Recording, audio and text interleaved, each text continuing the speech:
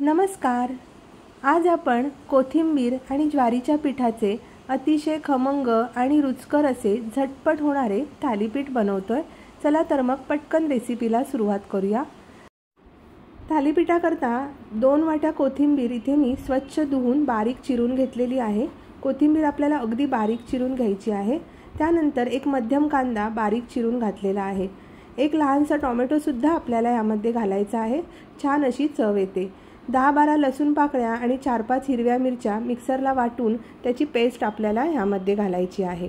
पाव टीस्पून हळद घालते आणि 1 चमचा लाल तिखट घातलेला आहे। लाल तिखट बेतानेच घालायचं, कारण यामध्ये आपण हिरव्या मिरच्या सुद्धा वाटून घातलेल्या आहेत। लाल तिखट नाही घातलं तरी सुद्धा चालू शकेल। पाव टीस्पून ओवा असा हातावर चुरडून घालायचा आहे। 1 चमचा सफेद तीळ घातलेले आहेत आणि चवीप्रमाणे मीठ घालायचं आहे। आता इथे मी साधारण 2 टेबलस्पून इतकं बेसन घातलेलं आहे। बेसनामुळे ना थालीपीठ छान असे खुसखुशीत होतात। आता सगळ्यात शेवटी इथे मी 3 वाट्या ज्वारीचं पीठ घालते। आपल्या घरात असतं भाकरीसाठीचं जे ज्वारीचं पीठ असतं तेच ह्याकरता वापरायचं आहे। इथे मी हे 3 वाट्या घेतलेलं आहे। आता हे सगळं मिश्रण आपल्याला हाताने एकजीव करून घ्यायचं आहे। तुम्हाला जितके थालीपीठ करायचे आहे त्यानुसार तुम्ही हे पीठ घेऊ शकता। मी इथे 3 वाट्या ज्वारीचं पीठ घेतलेलं आहे। हे पहा, छान असं आपलं मिश्रण हे एकजीव झालेलं आहे। आपण ह्यामध्ये कोथिंबीर, कांदा, टोमॅटो घातलेला आहे, त्यामुळे शक्यतोवर ह्यांच्या ओलसरपणामध्ये जितकं मावेल असं आपण हे पीठ मळून घ्यायचं आहे आणि आवश्यकता असेल तरच आपल्याला थोडं पाणी घालायचं आहे। इथे मी हे साधारण 1 लहान वाटी इतकं पाणी घातलेलं आहे।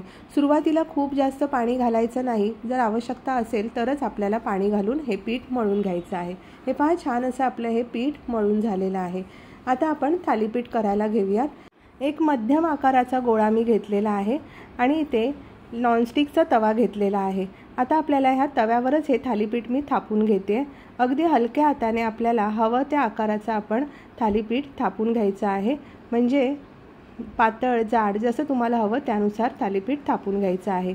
बोटाने ह्याला छिद्र करून घेतलेला आहे आणि तवा गॅसवर ठेवलेला आहे। आता इथे कडेने मी तेल सोडते। तेलाने तेल सोडून छान असं आपल्याला खरपूस असं हे भाजून घ्यायचं आहे। तेलाऐवजी तुम्ही तूप देखील वापरू शकता। आता तव्यावर थालीपीठ करताना एक थालीपीठ आपलं करून झालं की थोडा तवा 5 ते 10 मिनिटं थंड होऊ द्यायचा आणि नंतर दुसरं थालीपीठ आपल्याला थापायचं आहे।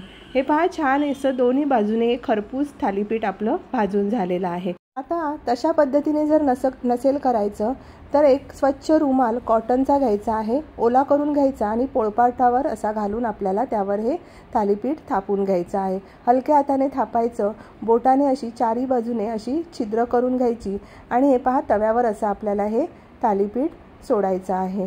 मध्यम आचेवर तेल सोडून आपल्याला हे दोन्ही बाजूने खरपूस भाजून घ्यायचं आहे। दोन्ही पद्धती अगदी सोप्या आहेत आणि हे थालीपीठ अतिशय खमंग आणि खूप चविष्ट होतात।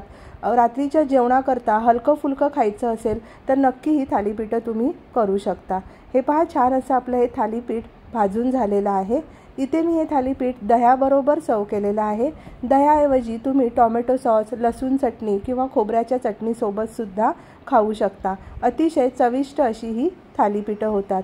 तर कशी वाटली ही आजची रेसिपी? आवडली असेल तर व्हिडिओला नक्की लाईक, शेअर आणि चॅनलला सबस्क्राईबसुद्धा जरूर करा। पुन्हा भेटूया अशाच एका छान, सोप्या आणि साध्या रेसिपीसह। तोपर्यंत धन्यवाद।